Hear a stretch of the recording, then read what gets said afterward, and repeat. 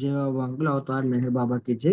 Book reading time అయింది కాబట్టి book reading 10:25 వరకు చేస్తారు. దాని తర్వాత హారతి పార్త్ టీచర్ రెడీగా ఉండాలి. జై బాబా.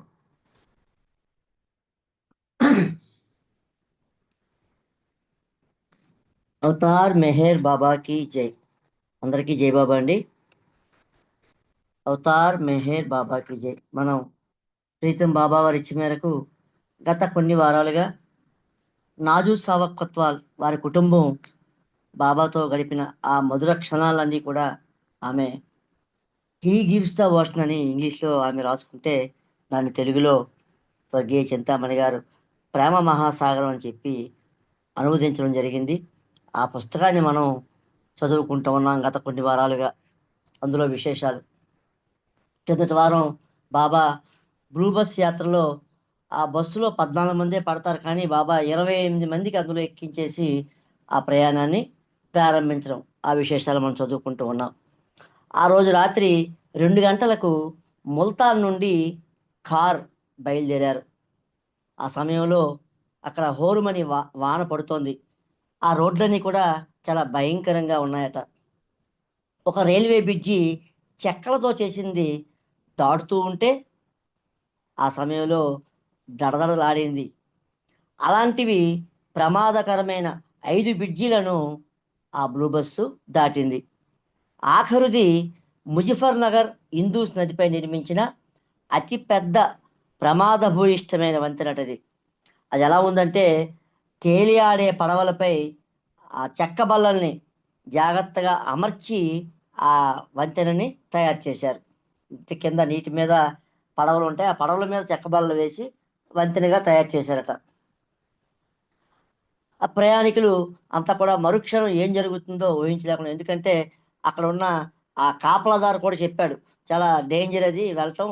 అందులో ఈ బస్సు యాక్చువల్గా 28 మంది అందులో ఉన్నారు. ఆ బ్రిడ్జి యాక్చువల్గా 2.5 టన్నులే మోయగలదు, కానీ ఈ జనాలు ఈ లగేజ్ అంతా కలిపి 5 టన్నుల పైన ఉంది ఈ బస్సు. అయితే అక్కడ ఉన్న ఆ కాపలాదారు ఏం చెప్పారంటే, ఈ కారు అయితే మాత్రమే ఆ బ్రిడ్జి దాటవచ్చు, కానీ ఈ బస్సు మాత్రం చాలా ఇబ్బంది పడుతుంది, వెళ్ళదని చెప్పి ఆయన ఆఫ్ చేస్తాడు. ఈరిచ్చి కూడా అది మంచిది కాదు అనుకుంటాడు, కానీ ఆ బస్సులో ఉన్న బాబా మాత్రం అందరూ కలిసి ఆ బ్రిడ్జి దాటి తీరవలసిందే అని చెప్పి బాబా యొక్క ఆజ్ఞ. తప్పనిసరిగా మనం ఆ బ్రిడ్జి నుంచి వెళ్ళాల్సిందే అని చెప్పి బాబా వారు ఆజ్ఞ ఇస్తారు. ఈ విషయంలో అక్కడ ఉన్న ఆ బ్రిడ్జి యొక్క వాచ్మ్యాన్తో వాదించి ఈరిచ్ చివరికి ఎటువంటి దుర్ఘటన అయినా సరే మేమే బాధ్యులని చెప్పి ఒక లెటర్ రాసి ఆ వాచ్మ్యాన్కి సమర్పించి ఆ యొక్క ప్రయాణాన్ని ప్రారంభిస్తారు. ముందుగా బాబావారు ఆశీలైన కారు ఒక పర్లాంగు ముందుగా వెళ్తోంది. ఆ వెనుకగా ఈ బస్సు బయలుదేరింది. ఆ సమయంలో వాన చాలా జోరుగా కురుస్తోంది. అద్దాల గుండా నీళ్లు జాలువారుతోంది. అయినా సరే ప్రభువాజ్ఞ పాటించి తెరవలసిందే కదా. ఈరిచ్ సర్వరక్షణ కూడా బాబాకే వదిలిపెట్టి ధైర్యంగా బాబాపై విశ్వాసంతో ఆ బస్సును నడుపుతూ ఉన్నాడు. అమ్మ ప్రత్యక్షంగా చూసిన విషయం ఏంటంటే, ఆ బస్సు బ్రిడ్జిపై ఆ కారు వెనక వస్తున్నంతసేపు బాబా వెనకకు తిరిగి తన యొక్క దృష్టినంతా ఆ బస్సు పైనే ఉంచారట. వాహనం బరువు వల్ల చెక్కలు బాగా ఊగిపోతూ విరుగుతున్న శబ్దాలు సృష్టిస్తూ భయకంపితులను చేస్తూ ఉంటే మహిళలంతా బిగ్గరగా సద్గురు మెహర్ బాబాకి జై, సద్గురు మెహర్ బాబాకి జై అంటూ బాబాని హృదయపూర్వకంగా రక్షించమని ఇదంతా కూడా వేడుకున్నారు. అంత చలిగాలిలో బాబావారి కృప మాత్రమే తమను క్షేమంగా ఒడ్డు చేర్చగలదని వీరంతా విశ్వసించారు. అయితే అంతా అవతల తీరం చేరాక బాబావారితో ఇలా అన్నారు వీరంతా కలిసి, మీరంతా క్షేమంగా నది దాటడం నా మహత్యం కాదు, నా యందు మీకున్న విశ్వాసమే ఆ విధంగా చేసిందని చెప్పి బాబా చెప్తారు. అయితే ఆ వేళ కారు బస్సులో ఉన్న ప్రతి ఒక్కరూ, అంతేకాక ఆ ప్రయాణాన్ని చూసిన ఆ బయట ఉన్న కొందరు కూడా సృష్టికర్త విలాసాన్ని నదీ జలాలు సైతం తలవంచి శిరసావహించాయని ఆ సమయంలో అందరూ తలపోశారు. ఆయన ఒక్కడే వారిని క్షేమంగా చేర్చగలిగాడు. ఆ ప్రభు ఒక్కడే. తర్వాత అందరూ అంగీకరించిన విషయం ఒక్కటేంటంటే, ఆ విపత్కర పరిస్థితిలో ఈరిచ్ మాత్రం ఎటువంటి సంశయం లేకుండా బాబా యందు పూర్తి విశ్వాసం ఉంచి 100% విధేయత చూపించి ధైర్యంగా ఆ బస్సుని నడిపారు. ఆ విధంగా బ్లూ బస్సు ప్రయాణం మరపురాని స్మృతిగా మా అమ్మగారి జ్ఞాపకాల్లో మిగిలింది అంటూ ఇక్కడ నాజూ సావక్ కొత్వాల్ మనతో పంచుకుంటూ ఉన్నారు.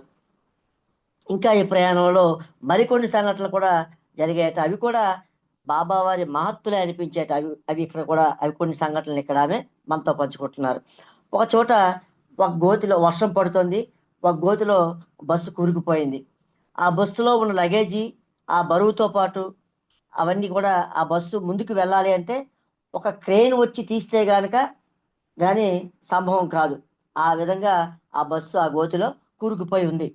బాబా ఆ పరిస్థితి చూసి ఆ బస్సులో ఉన్న మహిళలందరినీ బస్సు దిగమని చెప్పి ఈ రిచ్చిని బస్సు నడపమని చెప్పారు బాబా.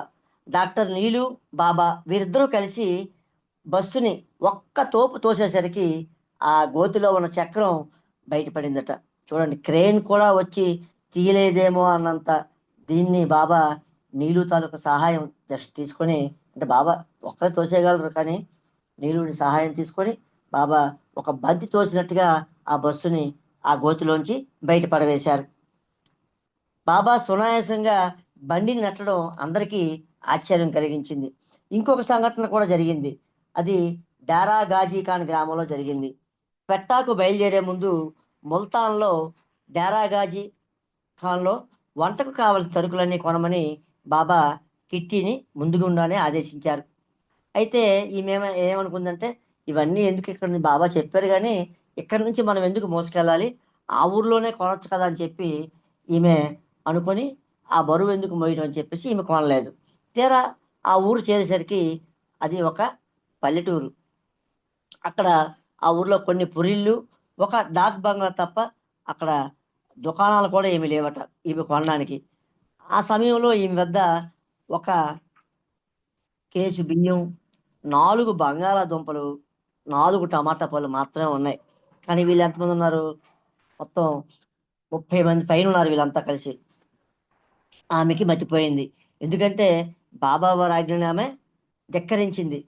అందుకు తగిన శాస్తి జరిగిందని చెప్పి గత్యంతరం లేక ఇంకేం చేసిందంటే ఆమె బాబా దగ్గరికి వెళ్ళి బిక్కమొఖంతో తన యొక్క యథార్థ స్థితిని బాబాకి చెప్పి తను చేసిన తప్పుకి మన్నించమని బాబాని అడిగింది.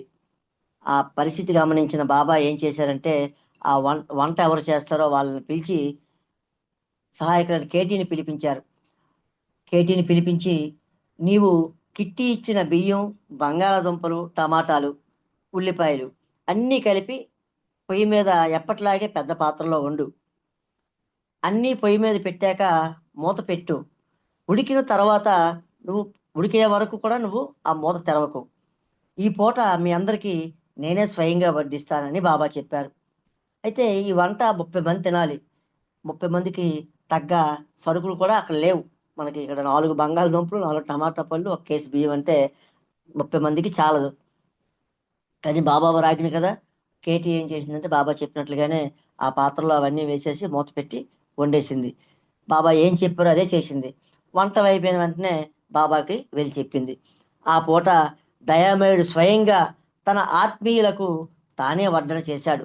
అయితే అందరికీ, ముఖ్యంగా కిట్టి ఆశ్చర్యపరిచిన విశేషం ఏంటంటే, ప్రతి ఒక్కరు కూడా ఆ 30 మంది కూడా ఏదో తిన్నామని అనిపించి కాకుండా సుష్టుగా భోంచేశారట. ఎందుకంటే ప్రభు వడ్డిస్తున్నాడు. అది అమృత కలశంలాగా ఎంత వడ్డించినా వస్తూనే ఉందట. వంట రుచిగా ఉండటం పాటు తిరిగి అందరూ కూడా కొసరి కొసరి మళ్ళీ వేయించుకొని తిన్నారట. ఆ ప్రయాణంలో బ్లూ బస్సులో ప్రయాణికులు బాబా తప్పులను ఎలా క్షమిస్తారో, మానవుల యొక్క కనీస అవసరాలని ఎలా తీరుస్తారో ఆ బ్లూ బస్ ప్రయాణంలో వీరంతా తెలుసుకున్నారని చెప్తూ ఇక్కడ నాజు సావకత్వాలు మనకు తెలియజేస్తున్నారు. ఆ తర్వాత వారంతా పెట్టా ప్రయాణిస్తుండగా అనేక మంది రగ్మి రోలాలై మధ్య రోడ్డు ప్రమాదం చాలా ప్రమాదం అని, బందిపోట్ల యొక్క భయం ఉంటుందని, బందిపోట్లు కొండల వెనక దాక్కొని అకస్మాత్తుగా వెళ్తున్న వారికి ఆ, ప్రయాణికులందరికీ బెదిరించి దోచుకుంటారని అక్కడ ఉన్న వాళ్ళు హెచ్చరించారు. అందువల్ల మండలి వారు మూల్యం చెల్లించి సిపాయిల యొక్క రక్షణ కూడా పొంది ఆ రూట్లో బయలుదేరారు ప్రయాణం. అయితే సర్వజ్ఞులైన మెహర్ బాబా ఏం చేశారంటే అక్కడే ఉన్న ఒక బాలుడికి ఎంపిక చేసి వీళ్ళకి సంరక్షణగా బాబా వెంట పట్టుకొని వెళ్ళారు. అయితే ఆ బాలుడు ఎవరంటే ఒక బందిపోటు దొంగ తాలూకా కొడుకట ఆ బాలుడు. బాబా సర్వజ్ఞుడు కదా, అందుకని ఆ అబ్బాయిని వీళ్ళకి సంరక్షణగా బాబా తీసుకెళ్లారు. ఎందుకంటే ఆ అబ్బాయి ముందుగా వీళ్ళతో పాటు వస్తూ ఉంటే మిగతా ఇంకా ఆ బందిపోటు దొంగలు ఎవరు కూడా ఈ బృందాన్ని నిలువరించడానికి ప్రయత్నించలేదట. క్వెట్టాకి చేరుకునే ముందు ముందు రాత్రి బాబా బృందంలో జలంధర్లో మకాం చేశారు. ఆ ప్రయాణంలో ఆ అబ్బాయి ఉండడం వల్ల వీరికి బందిపోట్ల వల్ల ఎటువంటి ఇబ్బంది రాలేదు. ఆ రాత్రి జలంధర్లో మకాం వేశారు ఈ బృందం అంతా కూడా. అయితే అది అర్ధరాత్రి సమయం కనుక పరుపులేవి బస్సు నుండి దింపవద్దని వార్తాపత్రికలు నేలపై పరిచి పడుకోమని బాబా చెప్పారు. అది విపరీతమైన చలికాలం. తమ్ముడు ఆది అంటే నాజు సావ కొత్త తమ్ముడు ఉన్నాడు కదా, ఆది చిన్నపిల్లవాడు. ఆది ఆరోగ్యం బాగులేనందున వాడికి అమ్మ తన చలికోటు విప్పి తను మాత్రం న్యూస్ పేపర్ పరుచుకొని బాబావారి తీయని నామాన్ని జపిస్తూ మా అమ్మ పడుకుంది. బాబా రక్షణలో భారతదేశం, సిలోన్, పాకిస్తాన్లో కొన్ని ప్రాంతాలు తిరిగినా కూడా అంత చలిగాలను కూడా తనకెట్టి ఇబ్బంది కలిగించలేకపోయాయని అమ్మ చెప్తూ ఉంటుంది.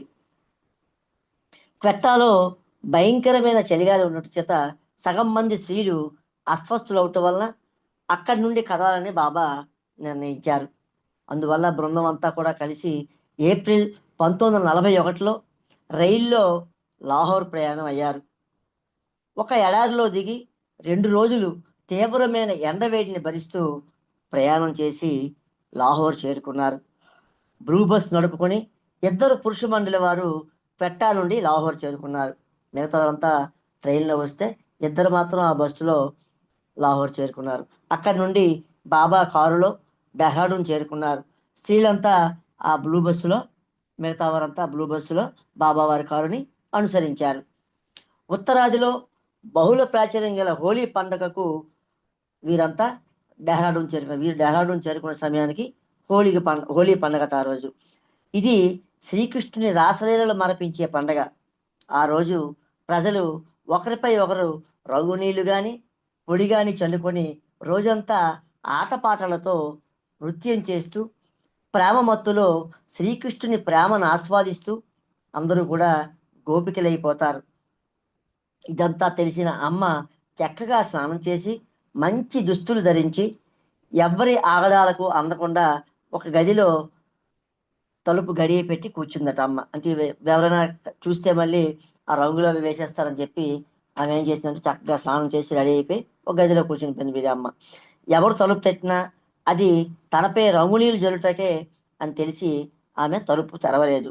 అయితే ఒకసారి తనకు అతి విశ్వాసపాత్రులైన సాత్వికరాలు తలుపు తెరవమని కోరగా ఆమె అలా రంగులు వేయదని భావించి మా అమ్మ తలుపు తెరిచింది. అంతే, ఒక్కసారి ఒక్కుమ్ముడిగా స్త్రీలందరూ కలిసి గదిలో ప్రవేశించి అమ్మ యొక్క ముఖం, శిరస్సు, శరీరం, బట్టలపై రంగులు జల్లి అమ్మని ఇంద్రధనస్సుగా తయారు చేశారు.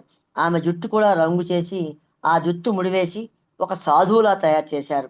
అలా చేసి అమ్మను హాలు మధ్యలో ఒక ఆసనంపై కూర్చుండబెట్టారు. ఆ సమయంలో బాబావారు పురుష మండలితో పనులు చక్కబెట్టుకొని వచ్చి అమ్మ యొక్క నూతన వేషధారను చూసి బాబా పగలబడి నవ్వారట. ఆ తర్వాత పిడికెడు శనగలు తెమ్మని చెప్పి అవి అమ్మ నోట్లో ఉంచి తినమన్నారు. భారతదేశంలో శనగలు ఒకరి నుంచి ఇంకొకరు తీసుకోరు. అలా చేస్తే దుష్టశకునంగా దుష్టశకునంగా బావిలో కష్టదశకు చిహ్నంగా భావిస్తూ ఉంటారు. అమ్మ శనగలు తిన్నాక, బాబా నా భావి జీవితం కష్టదశ సూచిస్తూ నాకు శనగలు తినిపించావా తండ్రి అని బాబాను అడిగింది. ఆమెకు బాబాతో అంత చనువుగా మాట్లాడే అవకాశం ఉంది. అందుకని అమ్మ అలా అడిగింది. అయితే నిజంగా ఆమె ఎన్నో కష్టదశలను ఎదుర్కొంది. మానసికంగా, శారీరకంగా. అయితే బాబా వారి ప్రేమ వాటినన్నింటినీ మించే శక్తిని మా అమ్మకు ప్రసాదించింది అంటూ ఇక్కడ నాదు సావకత్వాలు మనకు తెలియజేస్తున్నారు. ఆ తర్వాత ఒక నెల పాటు డెహ్రాడూన్లో గడిపాక అందరూ కలిసి ఋషికేశ్ వెళ్ళారు. అది ఒక ఆధ్యాత్మిక వాతావరణం మెండుగా ఉన్న ప్రదేశంగా బాబావారు వర్ణించారు. అక్కడ అత్యధిక ఉష్ణోగ్రత మా అమ్మకి అలర్జీ, ఆస్మా తెచ్చిపెట్టాయి. ఈ విషయం బాబాకు తెలియగానే ఆమెను పెట్టే బెడ సర్దుకొని ఆ ఋషికేశ్ దిగువకు వెళ్ళి అమ్మని ఉండమన్నారు బాబా. అక్కడ చల్లగా ఉంటుంది. మమ్మీ, తమ్ముడు సంరక్షకుడిగా ఒకరికి బాబా పంపించారు. తమ్ముడు ఆది రాత్రి నిద్రలో నడుస్తూ ఉండే అలవాటు ఉంది వాడికి. ఒకరోజు ఒక పెద్ద ప్రమాదం తప్పింది. ఆ రోజు రాత్రి ఒక్కగా ఉందని చెప్పి అమ్మ గది తలుపు తెరిచి పడుకుంది. తమ్ముడు ఆది మెల్లిగా లేచి ఆ నిద్రలో అవతలకు వెళ్ళాడు. అమ్మకు ఆ సమయంలో అర్ధరాత్రి ఎవరో తట్టి లేపినట్లయి చూసేసరికి తెలివి తెచ్చి చూసేసరికి పక్కన తమ్ముడు పిల్లవాడు లేడు. మమ్మీకి ఆ సమయంలో మతిపోయింది. ఆ ఆవరణలో రోజు 2-3 పాములను వాచ్‌మ్యాన్ చంపుతూ ఉండేవాడు. వెంటనే అమ్మ బయటికి వెళ్ళింది. ఆ అమ్మ చూసేసరికి భయకంపితురాలై బాబాను స్మరించింది. అప్పుడేం చేశాడు ఆ అబ్బాయి, ఆ ఇంటి యొక్క ప్రహరీ గోడ ఆ ఇంటికి లేదు. క్రింద శబ్దం చేస్తున్న నదీ ప్రవాహం. ఆ అంచులో ఆ తమ్ముడు ఆది కనిపించాడు. ఒకవేళ ఆమె కేక వేస్తే వాడు భయపడి నదిలో పడిపోతాడు. అందుకని నిశ్శబ్దంగా వెనకాలే వెళ్ళి వాడిని కౌగిలించుకొని అమ్మ వెనక్కి లాగింది. వాడు అలా నిద్రలో నడిచి వచ్చి మంచంపై వాలాడు. మరొక్కసారి తమ్ముడు ఆదిని బాబా ఈ విధంగా కాపాడారు అని చెప్పి ఇక్కడ నాజు సావకత్వాలు మనకు తెలియజేస్తున్నారు. జూన్ కల్లా అందరూ బాబాతో కలిసి అజ్మీర్ చేరుకున్నారు.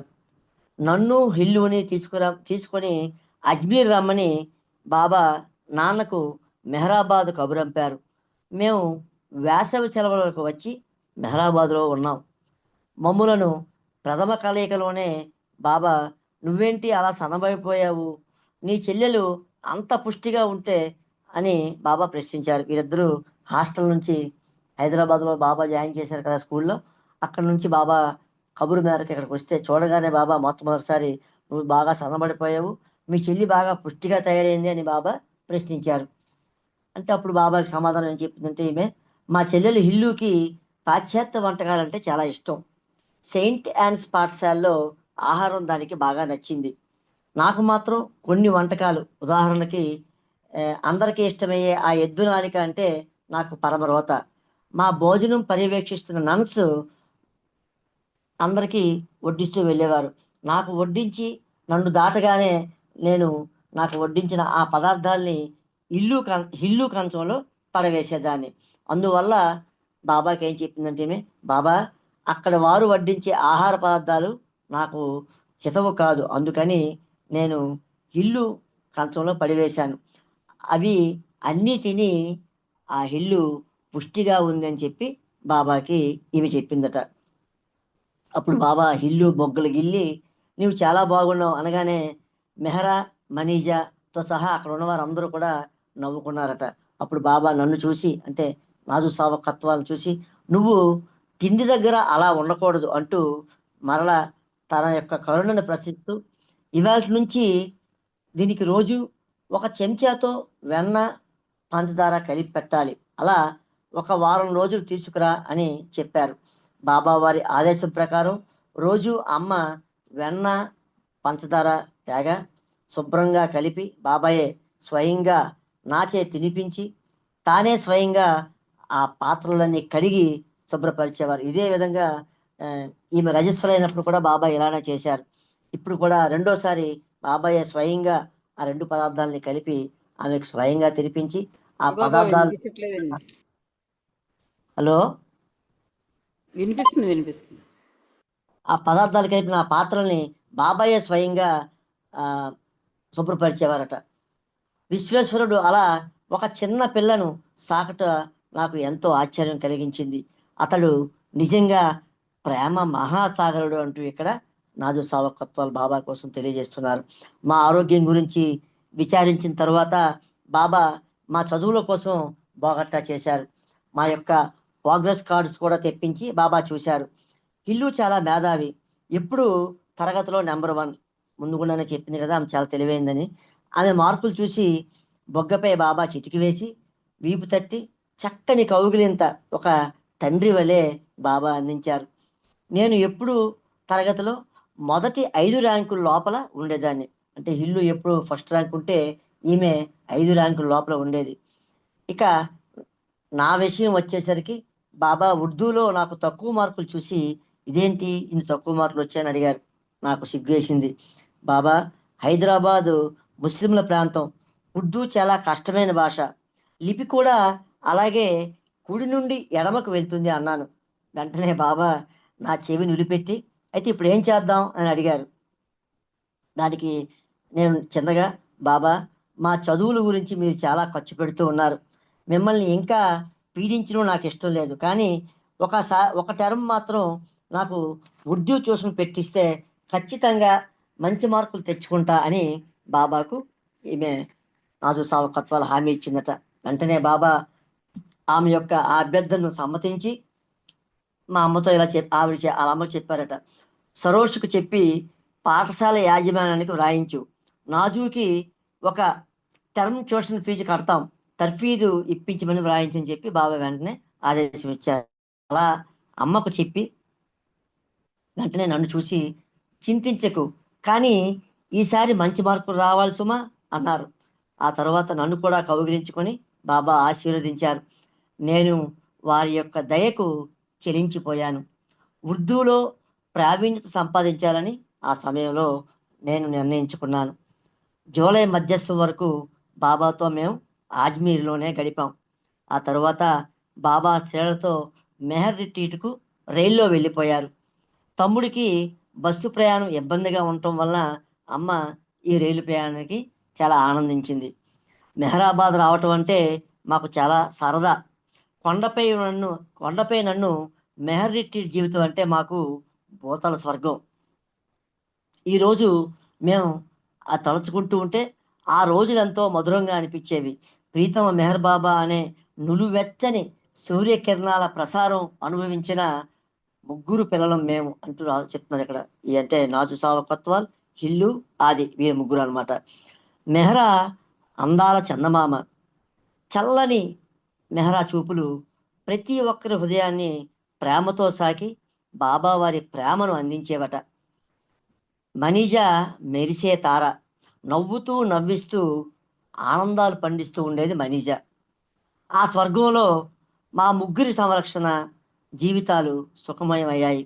కొన్ని సమయాల్లో బాబా తల్లిలా మమ్మల్ని లాలించి మెహరాబాద్లో వారితో కలిసి జీవించే అవకాశం కల్పించి దైవీ మానవులలో మానవీయతను మాకు రుచి చూపించారు. బిగ్ డాడీ పాత్ర వహించి ఈ లోకాన గల తండ్రులు అంతా కూడా సిగ్గుపడేలా బాబా చేశారు అంటూ ఇక్కడ నాజు సావకత్వాలు బాబాతో తాను పొందిన అనుభూతుల్ని మనతో పంచుకున్నారు. అవతార్ మెహర్ బాబా కీ జై. ఇక మిగతాది వచ్చే వారు చదువుకుందాం. ఈ అవకాశం ఇచ్చిన ప్రీతం బాబా వారికి, విన్న మీ అందరికీ కూడా నా యొక్క హృదయపూర్వక జై బాబాలు. అవతార్ మెహర్ బాబా కీ జై. జై బాబా. జై మేర బాబా. చాలా చక్కగా కొన్ని విషయాలు మాకు తెలియజేశారు. మీ జై మేర బాబా.